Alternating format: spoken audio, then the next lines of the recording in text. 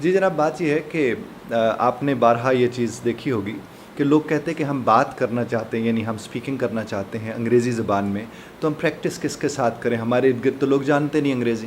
تو میں آپ کو آج جو طریقہ بتاؤں گا جس طرز کی انگریزی بولنے کا، جس میں آپ ان دو فکروں کی مدد سے میرے اللہ کے کرم سے ہزاروں کیا لاکھوں فکرے آپ بنا سکتے ہیں، اور آپ ان لوگوں کی مدد سے مل کر بنا سکتے ہیں جن کو انگریزی نہیں آتی اور وہ آپ کے گھر میں موجود ہیں، چاہے وہ آپ کے نانو ہیں، وہ آپ کے دادو ہیں، یا آپ کی والدہ اگر کم پڑھی لکھی ہیں، وہ پڑھی لکھی نہیں ہیں، یا آپ کے دادا ابو ہیں یا نانا ابو ہیں، اور ایون آپ کے گھر میں کام کرنے والی کوئی بوڑھی خاتون ہیں یا کوئی بوڑھے صاحب ہیں. آپ ان کے ساتھ یہ کام کر سکتے ہیں، یہ بات کر سکتے ہیں. یہاں تک کہ آپ کا ڈرائیور ہے، اگر وہ پڑھا لکھا نہیں ہے، وہ انگریزی نہیں جانتا، تو یعنی وہ لوگ جو انگریزی نہیں جانتے، آپ ان کے ساتھ بھی انگریزی یہ بول سکتے ہیں، اور پھر آپ کے ساتھ وہ بھی انگریزی بول سکتے ہیں. صرف دو فکرے آپ نے ان کو سکھانے ہیں، سمجھانے، اور اس کے بعد کام چلنا شروع ہو جائے گا. اور آپ کو یاد ہوگا، میں نے آپ سے بارہا عرض کیا کہ جب بھی آپ کسی زبان کی بات کرتے ہیں تو آپ کو علم ہو کہ اس زبان کے ناؤنز، یعنی اس زبان کے اندر نام کیا آپ کو پتہ ہے. وہ میرا ایک لیکچر تھا ناؤنز والا بھی. ناؤنز کا مطلب کیا ہوتا ہے جناب؟ نام، یعنی چیزیں جو آپ کے ارد گرد موجود ہیں وہ نام ہی تو ہیں. آپ کے ڈرائیور کو گاڑی کے اندر موجود جو پرزے ہیں ان کے زیادہ تر کے نام آتے ہیں، اور زیادہ تر نام انگریزی میں ہوتے ہیں. وہ ٹیڑھے میڑھے ہوئے ہوتے ہیں، جس طرح اب پلاس بول دیتے ہیں میکینکس اس کو، جو فلائرز ہے.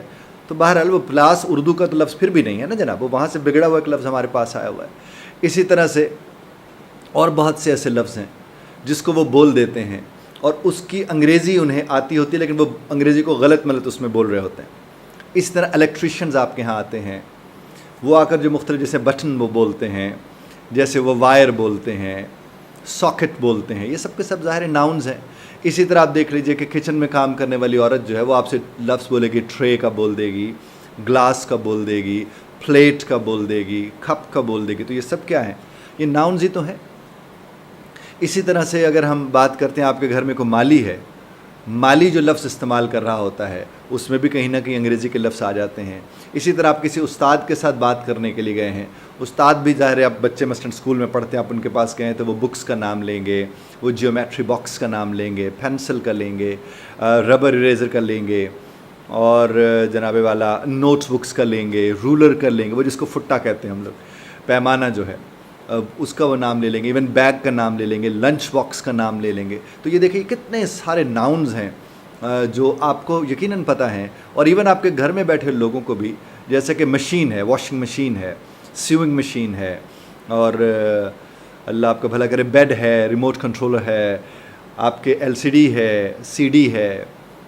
ارے کتنے لفظ ہیں جو آپ کو پتہ ہیں. اب جتنے بھی لفظ بول رہا تھا، میں امید کرتا ہوں کہ جو لوگ بھی سن رہے ہیں ان کے لیے یہ لفظ پہلی دفعہ وہ نہیں سن رہے ہوں گے، کئی بار ہم نے ان الفاظ کو سن رکھا ہوگا. تو اس کا مطلب ناؤن تو ہمیں پتہ ہے صاحب. تو کرنا کیا ہے؟ کرنا آپ نے یہ ہے کہ آپ نے کسی کے ساتھ بیٹھ کے، کوئی بھی ایک شخص، آپ نے اس کو اپنے ساتھ بٹھایا اور آپ نے اسے کہا کہ میں آپ سے جب پوچھوں نا، do you have, do you have, یعنی کیا تمہارے پاس ہے، کیا تمہاری ملکیت میں ہے، کیا تم رکھتے ہو. اور ڈو یو ہیو کے بعد اس نے کیا کرنا ہے؟ آپ نے اس کے سامنے ایک ناؤن یہاں سے اٹھا کے ایک ناؤن لگا دینا ہے. مثلاً آپ نے سے کہا do you have LCD، do you have flyers, do you have plates, do you have bed, do you have room, do you have kitchen, do you have lunch box, do you have notebook, do you have وہ جو ہمارا پیمانہ ruler, do you have rubber, do you have sharpener. دیکھیے سارے وہی لفظ، do you have یعنی کیا آپ کے پاس ہے. اور جب آپ اسے کہیں کہ آپ کے پاس ہے تو اس نے آگے سے کیا کہنا ہے؟ اس نے آگے سے کہنا ہے نو آئی ہیو. اب وہ کوئی اور چیز کا نام لے دے گا. یعنی آپ نے کہا ڈو یو ہیو شارپنر اور آگے سے اس نے بولا نو، تو اس نے کہہ دیا کہ میرے پاس شارپنر نہیں ہے، لیکن اس کے پاس کچھ اور ہے جس کا وہ ذکر کر سکتا ہے. تو کیا کہ نو آئی ہیو رولر. ان کا آپس میں کوئی تعلق ہو یا نہ، وہ کہ آئی ہیو پلیٹ، وہ کہتے ہیں آئی ہیو ٹرے، کچھ بھی. جس گھڑی آپ نے ڈو یو ہیو اسے کہا تو ڈو یو ہیو والا لفظ فکرہ اس کے پاس کیا کہ کیا آپ کے پاس ہے، اور اس کے بعد کیا ہے اس کا نام لگا دیا. اور جو ہی وہ جواب دینے جائے گا تو وہ کیا بولے گا؟ نو آئی ہیو، نہیں میرے پاس کیا ہے، جو ہے وہ اس کا ذکر کر دے گا. تو اس طرح سے اگر آپ بیٹھ کے 10 فقرے بولو گے تو کتنے فقرے بنیں گے؟ وہ 20 فقرے بنیں گے. کتنے فقرے بنیں گے؟ 20. کیسے فقرے 20 بنیں گے؟ ڈو یو ہیو بنا کے آپ نے جب اس کے سامنے لفظ ایک اور لگایا اور 10 فقرے آپ نے بولے تو نو والے نے بھی تو 10 بولنے ہیں نا جناب.